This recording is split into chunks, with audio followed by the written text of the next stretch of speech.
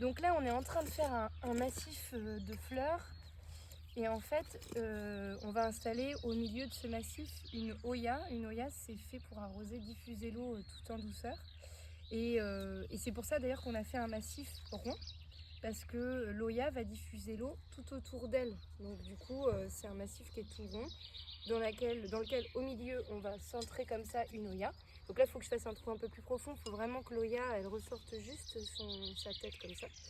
Donc une hoya, c'est ce que tu me demandais tout à l'heure, Sylvain, comment ça fonctionne. Donc en fait, c'est fait en terre. C'est suffisamment poreux pour se diffuser tout doucement. Et en fait, on va venir la remplir régulièrement. Donc il y a un petit chapeau parce qu'il faut aussi protéger. Faut pas qu'il y ait des petits animaux qui se noient dedans ou même des insectes, etc.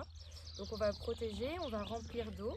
Et puis ça va venir diffuser dans le sol tout doucement. Donc ce qui est super, c'est que les plantes vont être tout le temps un petit peu irriguées, un petit peu comme un goutte à goutte, mais par le dessous.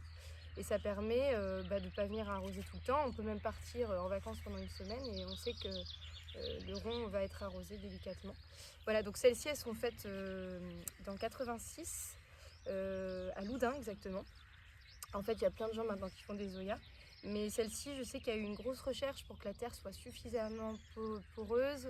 Elle est aussi non longélive. En fait, si on laisse de l'eau dedans tout l'hiver, et du coup, ça ne va pas geler. Voilà, donc c'est l'Oya. J'utilise pas beaucoup parce qu'en grande culture, c'est pas facile quand même d'en avoir plein. Mais dans les ronds comme ça, dans les massifs, j'aime bien utiliser ça. Voilà.